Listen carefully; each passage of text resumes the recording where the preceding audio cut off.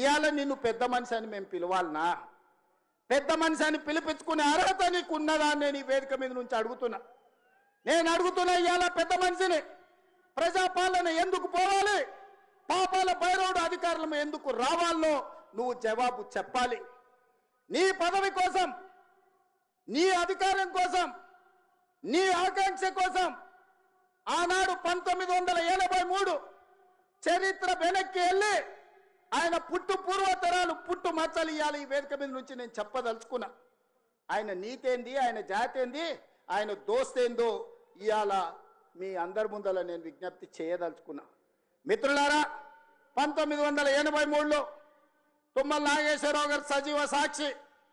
ఆనాడు అన్న పెద్దలు నందమూరి తారక రామారావు గారు యువ న్యాయవాదిగా జగిత్యాలలో న్యాయవాది పదవిని బాధ్యత నిర్వహిస్తుంటే పిలిచి భుజం తట్టి నీకు ఎమ్మెల్యే టికెట్ ఇచ్చి నీకు ఎక్సైజ్ శాఖ మంత్రి ఇస్తే సంవత్సరం తిరిగే లోపలనే అన్న ఎన్టీఆర్ను వెన్నుపోటు పడిచి నాదెండ్ల భాస్కరరావుతోని జట్టు కట్టిన నువ్వు నాదెండ్ల భాస్కరరావు సోపతిని వదిలి కాంగ్రెస్ పార్టీలకు వచ్చి 40 సంవత్సరాలు పూర్తయింది.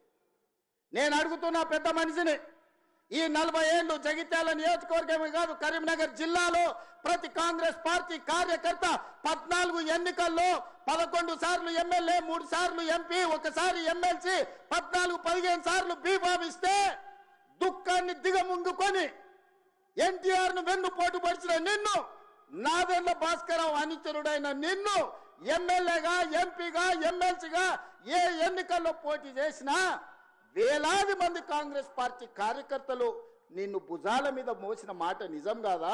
పల్లకిలో అసెంబ్లీకి పంపిన మాట నిజం కాదా? మిత్రులారా, 40 ఏళ్ళు నీ కోసం, నీ పదవి కోసం, నీ కుటుంబంలో జడ్పీటీసీ, ఎంపీపీ ఏ పదవి వచ్చినా నీ కుటుంబానికి ఇచ్చుకున్నా జగిత్యాల కాంగ్రెస్ పార్టీ కార్యకర్తలు మౌనంగా నీ కుటుంబానికి ఊడిగం చేసిన మాట నిజం కాదా? గ్రామంలో ఉన్నోడు గ్రామంలో ఉండాలి, మండలంలో ఉన్నోడు మండలంలో ఉండాలి, జిల్లాలో ఉన్నోడు నియోజకవర్గంలో ఉన్నోడు నియోజకవర్గంలో ఉండాలని పాపంది చేసింది నువ్వు కాదా? మొన్న నేను జగిత్యాల కార్యకర్తలను కలిస్తే ఒక్కొక్కరు తమ కష్టాలను మనసు విప్పి మాట్లాడుతుంటే నాకు ఆశ్చర్యపోయినా. గాంధీ భవన్ చూసి ఒక నాయకుడు చాలా సంవత్సరాల తర్వాత మెట్రోలో పోతుంటే గాంధీ భవన్ కనిపిస్తే ఆనందంతో కన్నీళ్లు గారిని ఆనంద బాష్పాలు గార్చిన మెట్రోలో నన్ను ఇట్లా గాంధీ భవన్ చూసిన మా నాయకుడు ఎన్నడూ నన్ను గాంధీ భవన్కు తీసుకుపోలేదని చెప్తుంటే నాకు నిజంగా మనసులో కలుక్కుమన్నది. ఇట్లాంటి కర్కోటకులైన నాయకులు ఉంటారా అని. అలాంటి నాయకుని కూడా జగిత్యాల ప్రజలు 14 సార్లు బీమా ఇస్తే ఎన్నో సార్లు ఓడిపోయినా వదలకుంటేనే ఆయన వెనకాల నిలబడి, ఆయన గండగా నిలబడి ఆయన భుజాల మీద మోస్తే ఒక్క ఏడాది పదవి లేకపోతే మీ గుండెల మీద దాన్ని మిమ్మల్ని మోసం చేసి పారిపోతాడా అని నేను అడుగుతున్న మిత్రులారా. ఇది న్యాయమా? ఇదేనా నీ జాతి, నీ నీతి?